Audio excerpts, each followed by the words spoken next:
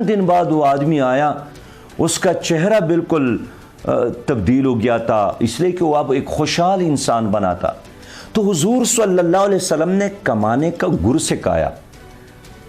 तो मैं यही चाहता हूं कि आप लोगों के हाथों में हुनर वो दे दे, हुनर बताएं। और हमारी मीडिया भी, यानी मैं चाहूँगा कि अगर हमारे ये जो टॉक शोज़ हैं इसमें ऐसे लोगों को बुलाया जाए कि अगर मेरे साथ मेरे भाई ने सऊदी अरब से मेरे लिए 10 लाख रुपए भेजे हैं तो मैं उस पर क्या कर सकता हूँ। अगर उसने 50 लाख रुपए भेजे हैं मैं उस पर क्या कर सकता हूँ। हमारी खैबर पख्तूनख्वा और बलूचिस्तान और कबाइली इलाक़ों में जैसा पैसा आता है, पहला काम यही होता है कि अच्छा एक घर बनाया जाए, इसलिए कि कोई काम उसको और मालूम नहीं होता है। अगर वो ना हो तो कहते हैं कि चले एक गाड़ी लिया जाए, और चंद दिन बाद वो घर पुराना हो जाता है और गाड़ी ख़त्म हो जाती है और फिर वो मोहताज हो जाता है। इसलिए इस बेरोज़गारी को ख़त्म करने के लिए हुकूमत को इनकलाबी इक़दाम करने होंगे। अभी चूँकि बजट आ रहा है तो मैं ये सजेशन दूँगा अपनी हुकूमत को कि गैर तरक्याती अखराजात ख़त्म करके, कम करके नौजवानों के लिए रोज़गार पर ज़्यादा तवज्जो दे।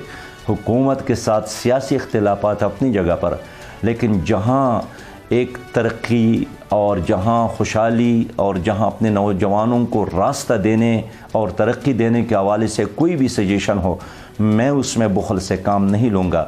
इसलिए कि अपने नौजवानों को अगर हमने मसरूफ़ नहीं रखा तो दुनिया की कोई भी ताकत इसको चंद ठक्के देकर इसको हमसे ले भी सकते हैं, हमसे अगवा भी कर सकते हैं, इनका सोच भी अगवा कर सकते हैं, इनका जहन भी अगवा कर सकते हैं। और सबसे बढ़कर यह कि जो स्किल है, बासलाहियत लोग हैं, वो बाहर जा रहे हैं। मैंने जहाज़ में एक नौजवान को नसीहत की जो पेशावर इंजीनियरिंग यूनिवर्सिटी से उन्होंने पढ़ा था कि इतना पढ़ के अब आप बाहर जा रहे हैं। उन्होंने कहा कि मैं तो गोल्ड मेडलिस्ट हूँ, मैं तो अपने इंटरव्यू में सबसे मेरे नंबर अच्छे थे, लेकिन सिफारिश ना होने की वजह से मुझे नहीं लिया गया। अब वही कागजात मैंने बाहर भेजे तो बाहर से कॉल आई है कि आप आकर हमारे यहाँ सर्विस शुरू कर ले। तो मुझसे कहा कि सिराज अब मैं मुल्क में रहूँ या बाहर जाऊँ। मेरे साथ भी कोई जवाब नहीं था।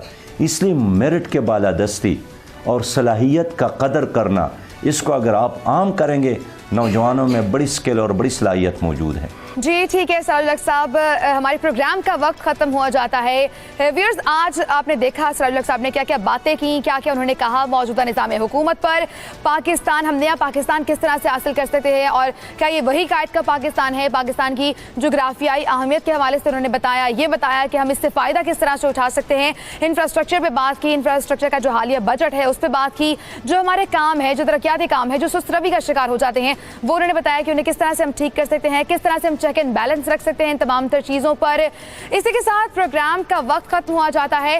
कल इंशाल्लाह दोबारा मुलाकात होगी आपसे। कल के प्रोग्राम में हमारे साथ सिराजुल हक साहब एक बार फिर मौजूद होंगे, उनसे हम बात करेंगे पाकिस्तान में जो तालीमी निज़ाम है, यकसा तालीमी निज़ाम हम किस तरह से राइज कर सकते हैं।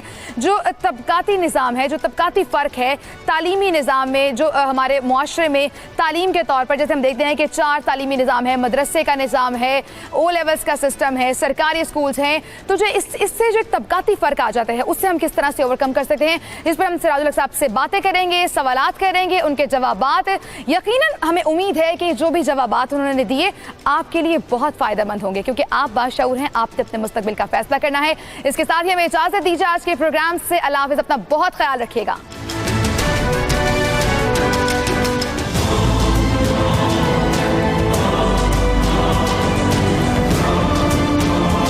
मुल्क ने हुक्मरानों की नाअहली के सबब बेइंतहा मुश्किलात का सामना किया, जिसके सबब कौम अपने जायज हुकूक से महरूम है। आज का पाकिस्तान कायदे आज़म का पाकिस्तान नहीं है। इन ख्यालात का इज़हार अमीर जमात इस्लामी सिराजुल हक ने बोल न्यूज के नंबर 1 प्रोग्राम रियल पॉलिटिक्स में खुसूसी गुफ्तगू करते हुए किया। उन्होंने मजीद कहा कि आज हमारा मुल्क 2 हिस्सों में तकसीम हो चुका है। बेहतरी के लिए हमें पाकिस्तान को कायदे आज़म के नजरिए के मुताबिक बनाना होगा। सारी कुर्बानी एक नजरिए की बुनियाद पर दी और नजरिए के खातिर वो आग की तूफानों से गुजरे थे, नजरिए के खातिर वो खून के दरियाओं।